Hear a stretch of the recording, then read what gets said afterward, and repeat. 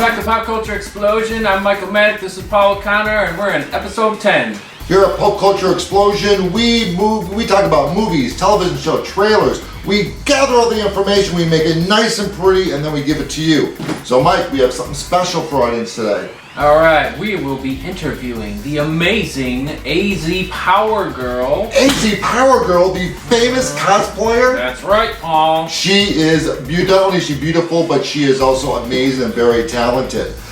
Mike, what is her name? This is Kara Nicole out of Arizona, and she's a very well-known cosplayer. Not only that, though, she's also an aspiring politician. She is running in the Green Party for the House of Representatives in the beautiful state of Arizona. Mm-hmm. So not only do we have beauty, talent, we also have brains and ambition. Mm-hmm. So with that being said, we would like to thank you, AZ Powergirl, aka Kara Nicole. Thank you. Yeah, go for it. Okay. All right, ready to go. All right. Now this is probably, you probably hear it a lot, but why did you go into cosplay? What was something that kind of sparked you to say, hey, I want to do that? Well, I used to do a lot of acting, and I really enjoyed it. And cosplay just kind of came up with a charity group. And I was like, oh, this is great. I can be a superhero. I can work with kids. I can work with people. And sounds like a lot of fun. Awesome. Now, who is your favorite character that you've cosplayed? Powergirl. Powergirl. Okay, and why? What is it about her that you love? She has so much power, and she's got the power of Supergirl, and yet she's emotionally flawed. She's mentally flawed. She's not perfect. She's not your golden boy all the time. She has feelings and doesn't always make the right decision. Cool. All right. So now, was your family supportive? And if not at the beginning, are they now? Where do you kind of stand with that? They're great. My dad's been to conventions with me to help out, and my family comes to conventions when they're in the area, when it's a show that they're near, and yeah, they're very supportive, and they love that I'm in a position where I can do something that I love, and I don't have to work for the man. Nice. That's good. So from the sounds of it, then you treat that as a career, then I'm assuming. Well, it is. I mean, this is taken over my life. I don't have a day job anymore. You don't have time to do 37 conventions in a year and pull a Monday through Friday 40-hour work week. Right. I'm jealous. I wish I could do that. Okay. Well, hopefully one day this will be our day job. So now you do a lot of safety panels for new cosplayers. I try, and I'm gonna kind of throw the cons under the bus on this one. I put that panel out there a lot, and many times it gets ignored.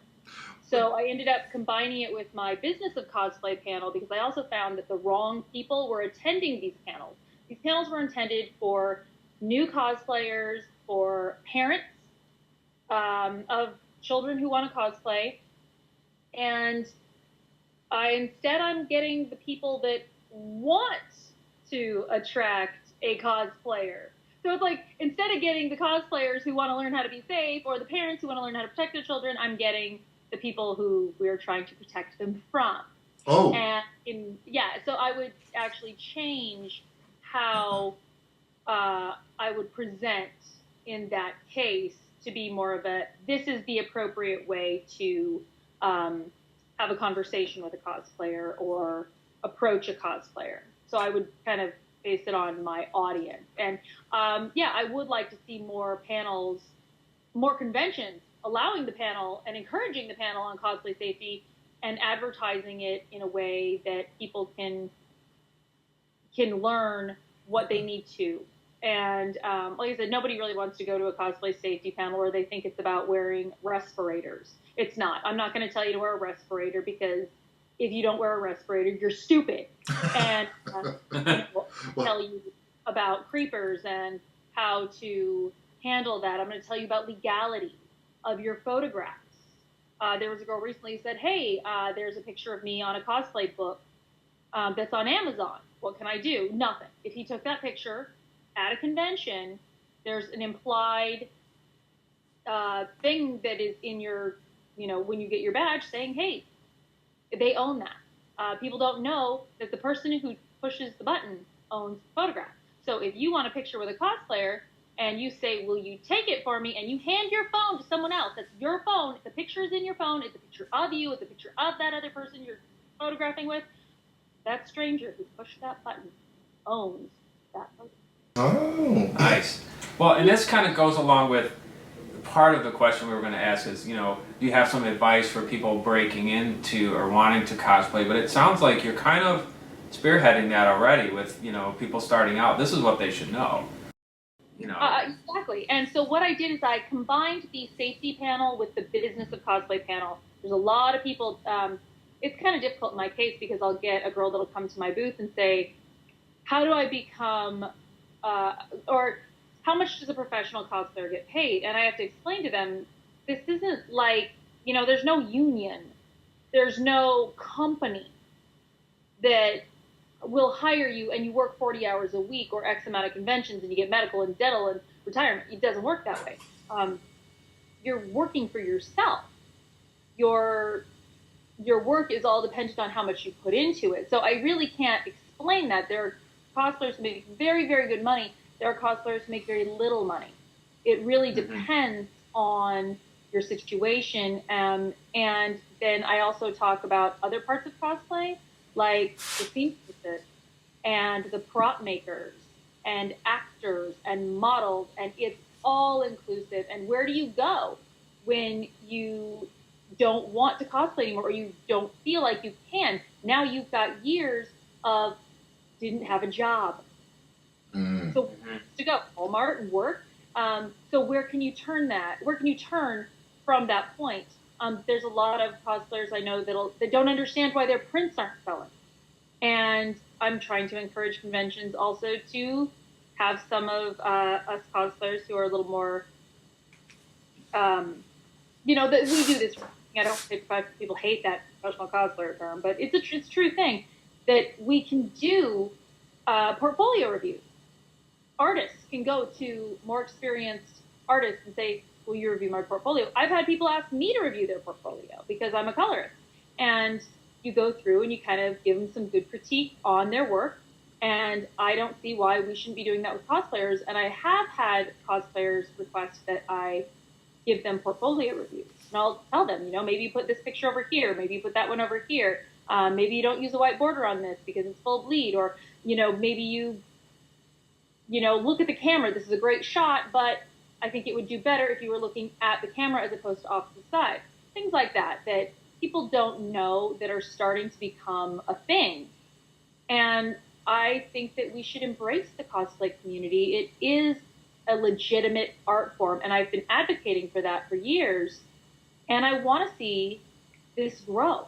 We grow together. There's a lot of concern that there's competition. Well, you go down Artist Alley, there's 20, 30, 40, 175 artists. Well, cosplay is an art as well, and the more cosplayers out there that have tables, that have booths, that have good quality prints, the more it's going to be respected. Oh, well, you're doing the panel, right? And you're trying to educate people like that. Have you taken it to any other levels, or do you plan on that? Where it's like maybe a video training series or a book or something more like besides blogging or any of that? I want to do a book. And I want to have included in the book contracts for photo shoots, for anything. That would be huge, really. I mean. Yeah. Well, and it's funny because there are things people just don't know. And, like you have to pay your taxes. That's how Heidi Fleiss went to prison. Hate taxes. If this is your job, you've got legitimate things, you have to do these things. So this is the kind of information I want to give out aside from just the costume aspect, because you never know. Things go in cycles. People might be all about the Harley Quinn costume one day and all about the armor another day. So it also is very personal to you and what your cosplay is. I know some amazing Transformers cosplayers. There's a lot of discussion about the legality of cosplays that are based off of copywritten characters.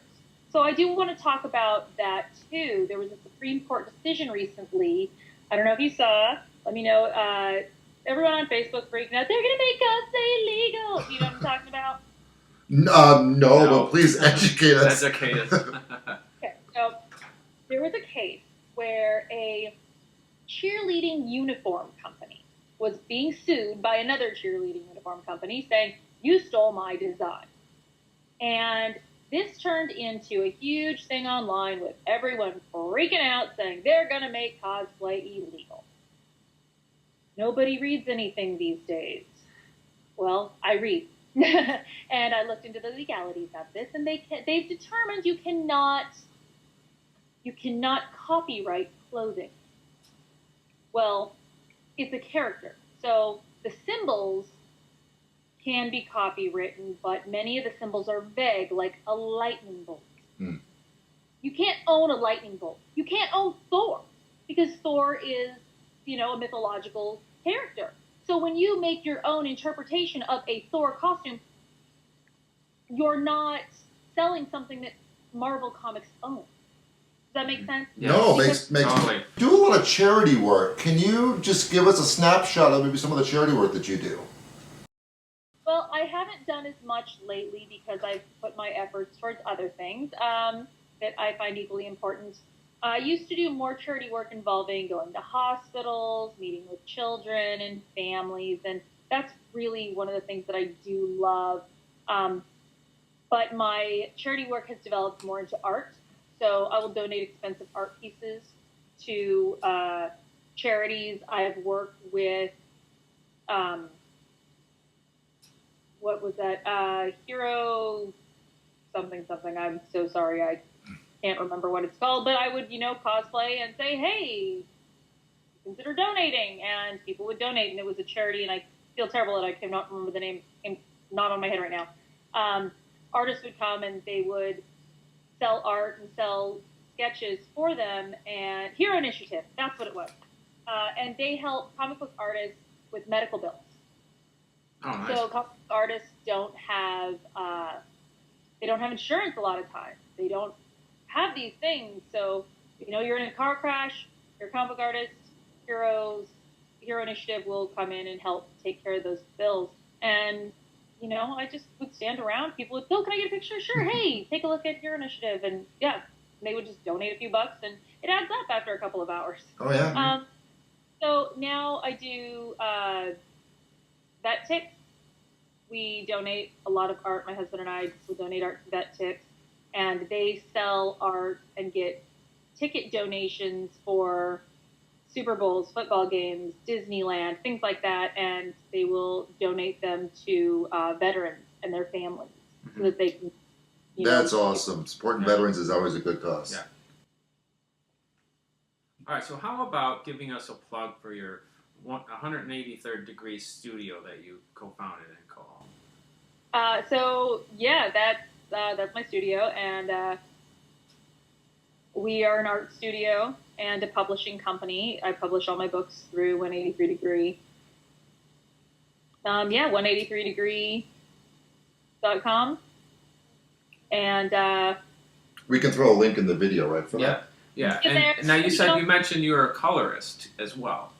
Yes. So you're doing like comics. Can you tell us more about that? I've gotten quite a few offers to do interior pages. I've just been so busy, I've had to turn it down. I color art for people, exclusives. I'll do hand coloring, paintings, things like that, as well as sketch covers at cons. Someone will come up and ask my husband to draw something and then have me color it. As well as, I'm doing some covers for convention programs. And just anything that comes up. I've done some independent book covers and do a lot just for prints. For our viewers and stuff, now can they come to your website and then do you have some of this available for purchase then? People can come out to your website and purchase that stuff? Yes. If you go to azpowergirl.com, that's my website. You can get it all there. Okay. The web is kind of a header, so we don't really push that so much. It's more Alfred Trujillo and AZ Powergirl. Mm-hmm. Nice. Okay. Okay, now let's start talking about politics, okay, if you're up for that. So let's talk about politics. Politics! He's the politics. Actually, I am. He's very excited, by the way, to talk to you about this. Yes, I am. So you're running third party, the Green Party, correct? Yes. What? Now, I'm a libertarian, so I gave up on Republicans and Democrats years ago. What attracted you with the Green Party? Well, I'm vegan. Okay. That. I believe in recycling. Okay, I'm totally going to get a lot of flack here, but I'm going to do this for you and only you. Everyone is talking about climate change. Yes. Climate's been changing. My daughter and I were actually talking about that very same thing yesterday. It changes regardless. Guess what? Climate change is what killed off all the dinosaurs.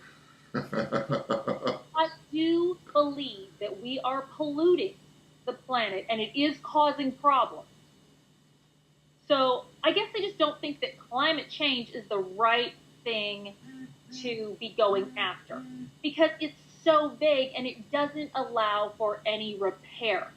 I think that we need to work on recycling. We need to have clean water. We need to have gray water be legal. Do you know that gray water is not legal in many places? No. That's terrible. I did not know that, no. People are afraid of contamination issues, and it's like, if you're educated properly, which goes into our education system, gray water is fantastic, and we should be using it constantly. No. Oh, rainwater, yes, totally agree. In certain states, you can get fined for collecting rainwater. I hear you on that one. Are you running against a Democrat or a Republican? Say that again? Are you running against a Democrat or a Republican? Both. Oh, okay. I mean, the seat in position, is it encumbered right now? The current incumbent, well, yes. There's 2 spots open. Okay. That's the beauty of it. You can vote for me, and you can vote for your Republican or your Democrat. We have one incumbent, but she didn't run last time. She was appointed when our current senator moved and our House representative moved up to the Senate. Okay. So yes. we have one incumbent who is a Democrat who, like I said, did not win her seat. She was appointed. Mm-hmm. And then the other House rep is actually running for senator. Oh. So yeah, there is like literally a whole seat that, I mean, we have someone currently in office, but he's not running for that position again. And the Green Party probably would attract more Democrats than Republicans, I'm assuming, if someone was going to make that switch to third party. There are a lot of Democrats who do want to go Green Party now because of the current state of the presidential elections. I'm voting third party. There's no way. I'm in an area that is very independent heavy. Very, very independent heavy. There was a guy who ran independent last session in 2014 against a Democrat for Senate. He got 41% of the vote. 41? 41, which is very good for third party. Yes. So I'm surprised he's not running again. There are a lot of people who don't want to cross party lines. You're not crossing any party lines. Like, you say that you're a libertarian, right? Mm-hmm. Vote for if there's no libertarian running. Right? Well, as far on the national platform, it's Gary Johnson, and that's who has my vote on the national level. But on local levels, my whole thought is I'm just voting against the incumbent. So if there's a Republican in seat, I'm voting for the Democrat. I'm voting against people in the state of Illinois because our state is broke. And that's why I'm running, because people are saying that they're tired of the two-party system. They're tired of somebody constantly owning it. Mm-hmm. Well, guess what? Now you have a choice. No, and the majority is actually becoming more independent. I mean, it's almost in certain polls, it's seeing 50% where people are more interested in a third-party candidate than they are a traditional Republican or Democrat. So no, from the sounds of it, your timing's pretty good. how do you suppose that this will affect your cosplay? Would you, obviously you would continue. This seems to be a huge passion. So, would the, getting elected, would that, take up a huge amount of time? I mean, how would you balance that? It's a part-time job that was intended to be a part-time layperson job, like I said. So, yeah, it's not going to affect my cosplay. I'm actually a great candidate for this position because I work for myself. So I can pull back on a little bit of art. I can pull back on a little bit of cosplay. And what I've done is maybe I don't make this costume. Maybe I hire someone who is an up-and-comer to make that costume for me. And now I can say, guess what? Check out this great work that this person did. And promote them, still have my costume, and do the job. So with the fact that cons are on the weekends, that's great. I can send Alfred to go set up. I can fly out on a Friday night, fly home on Sunday, and I can be back in session Monday morning. Can someone else do that? No, they have to be at work at 5 a.m. every single day, or 6 a.m., or 7 or 9. Because the middle of the day, when you're in session all day long, I've spent my days at the Capitol. And I have the availability and freedom to do that. Cara, this has been great. We really enjoyed your time. Thank you so much. And I saw your schedule. I was very disappointed that you won't be in Gen Con in Indianapolis this year. I'm sorry, I don't even know. When is Gen Con this year? It's early August. Okay. I'll be there. Now, on the Gen Con front, my work is not very game-based. I'm more comic book based. I do have a lot of game stuff, but if someone wants me out of Gen Con and wants to hire me for a booth or whatever, I'm open, so. Maybe next year when we have our booth there. There you go. So, thank you again so much, and we really enjoyed your time and wish you nothing but the best. And good luck in your running. Thank you so much. Thanks. Well, that about wraps it up with our exclusive interview with Cara Nicole, aka AZ Powergirl. I really hope you guys enjoyed today's episode. Everything we talked about, I will have links in the description below. Check out AZ's page. If you feel generous, donate if you believe in her cause. And with that being said, thanks for watching. Don't forget to like, share, and subscribe. And peace out.